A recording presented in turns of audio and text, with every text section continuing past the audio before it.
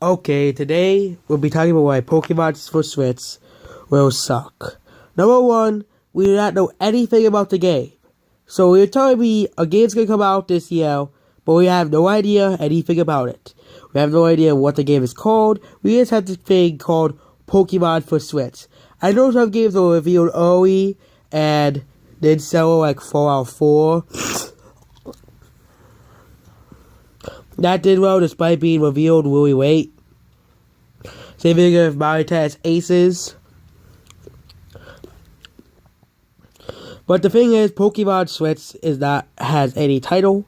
It's because it was the only reason why we know that it's happening is because one guy said, "Oh, from Nintendo said it's happening." Then that's all. We don't know if it's coming this year, next year. And number one, if it's a new generation of Pokemon, Nintendo will continue its downhill spiral and try to quote-unquote innovate the game series, which I know, every time Nintendo tried to innovate a series, it always failed. Because I remember New Super Mario Bros. 2, they tried to add the coin gimmick and it failed. They tried Mario Kart 7, they tried to add pointless characters that nobody played, instead of actually add characters that people want. There's always several series that Nintendo has innovated that actually worked. When Nintendo quote-unquote changes up a series, it always makes it worse. Like a Pokemon Sun and Moon, as I explained yesterday, where Pokemon Sun and Moon is garbage because Nintendo removed gyms, they removed everything good about the Pokemon games. They removed the formula they had to change. And they added a bunch of gimmicks and cutscenes that nobody wanted to see. Pokemon X and Y had very little cutscenes, and people complained about having no story. But then, when Pokemon gets a story, it's, like, bad. Pokemon for Switch, the new Pokemon will probably suck. Popplio is the worst starter Pokemon has ever made, and I still will say that no matter what. Popplio is the worst starter Pokemon has ever made. But you know what? When the next generation comes, they'll probably make even worse looking starters. Uglier starters.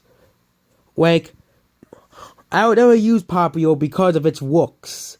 I don't use Pokemon that I don't like how they look. And the only way I'll use these ugly Pokemon is if they're like a scenario and that's the only Pokemon I can use. Pokemon Sun and Moon, as I explained yesterday, introduced a lot of unlikable Pokemon. And introduced Pokemon that I didn't like at all. Like Bruxus, the Field Koala thing. Pokemon that are all really forgettable and Pokemon that nobody cares about anyways. And ruined Pokemon as a whole. Pokemon Sun and Moon as it ruined Pokemon rules. Well, legendaries cannot evolve. It also ruined the meaning of a legendary Pokemon. It ruined the status of a legendary Pokemon. So there's no point calling them legends if you can just get a Cosmog and evolve that. And Cosmog is the worst legendary Pokemon in the world, as the Oido Splash. And you have to wait until level 50 to evolve this thing. Level 50. Pokemon Switch will probably be very disappointing, and this is why I'm not buying a Switch. Because Nintendo is back to the old tricks again after selling Breath of the Wild and Mario Odyssey's good reviews. You know what's Nintendo? Let's make Kirby Star Allies the same game as Kirby Return to Dreamland. Yay! And let's make the new Yoshi game the same game as Yoshi's Woolly World. Like, the Wii U, for example. None of the Wii U games were really that fun or interesting. I only got past like the first few worlds and some of the games because I beat most of the Wii U games besides Smash Bros. And Mario Maker were bad, and Pikmin 3. This didn't really hook me on like old Nintendo games used to be. And that's probably because I grew up and stopped playing Nintendo games like most of you did and blah blah blah. Like Yoshi's Woolly World, I only played like the first world. The the new Kirby game for the Wii U. I only played for like a few hours and stopped playing it. And the more example will go on and on and on. Xenoblade Chronicles X vs. Scorpions. I could do a review on that game, review on that crap later. And it is why I don't buy Japanese anime games because of garbage. And Pokemon is just really a dead franchise. Pokemon is nowhere near its peak anymore, and the only people who are still hyping up Pokemon is really Nintendo fans and Poketubers who will play the game regardless of quality. And of course, IGN and game reviewers, because they'll play Nintendo games because according to them, Nintendo games are beyond criticism, and that's the problem with Nintendo as a whole.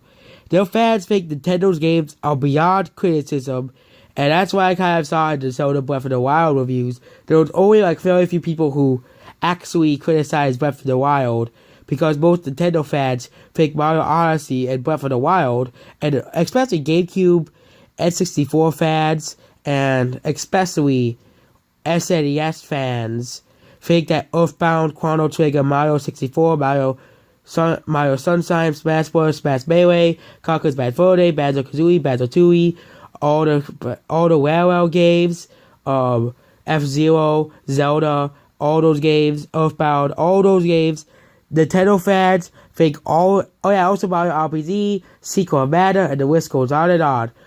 All those games Nintendo's fans think are beyond criticism, and if you criticize them, you're a disgrace to the gaming industry, and you have never grew up in the 90s, and you need to go die. That's what Nintendo fans will say.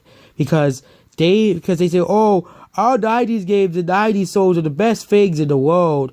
Like, get over it. Let's go up and play real games like Far Cry, Call of Duty, Halo, Overwatch. Stop playing your kiddie Nintendo games, of course. Like, at least but I have one thing to say. At least Nintendo made emulator games in the past, and it's currently making emulator games. Even though Bayonetta is not developed by Nintendo, they're still exclusively made for Nintendo consoles, Bayonetta 2 and Bayonetta 3.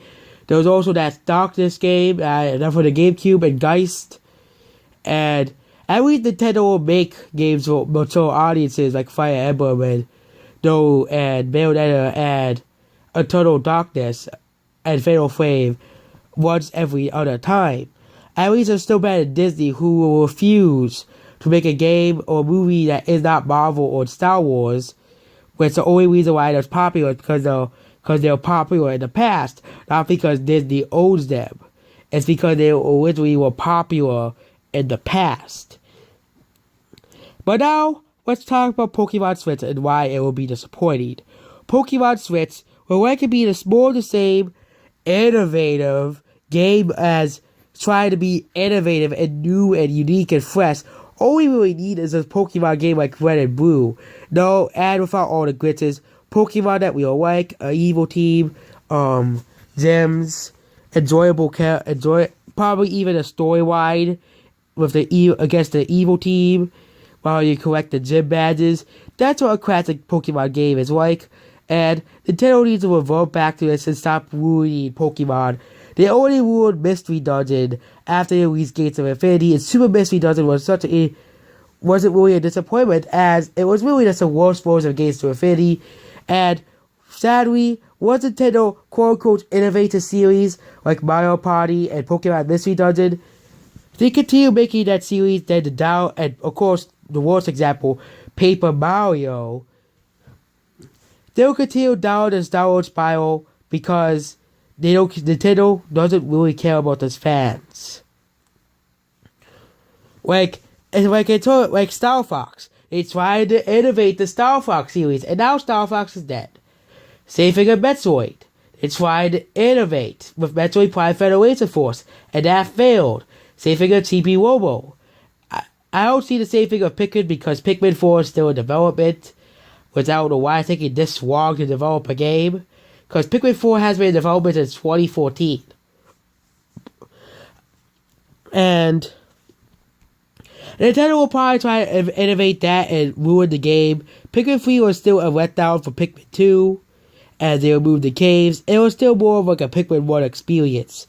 But Pokemon for Switch, Nintendo will try to quote-unquote innovate the game, but in turn, they'll make the game far worse than it says. But Pokemon Switch, the problem with Pokemon Switch is that we do not even know what it's going to be about. Is it going to be for a first gen remake? Is it going to be a fourth gen remake? Or is it going to be a new game? That's the problem. That's why I'm not excited when like some other YouTube channels, and they keep giving me notifications, oh, this rumor says Pokemon for Switch will become MMO with Call of Duty with... No, I'm sick of hearing these stupid rumors that will not be true. So overall, Pokemon for Switch will likely be a disappointment.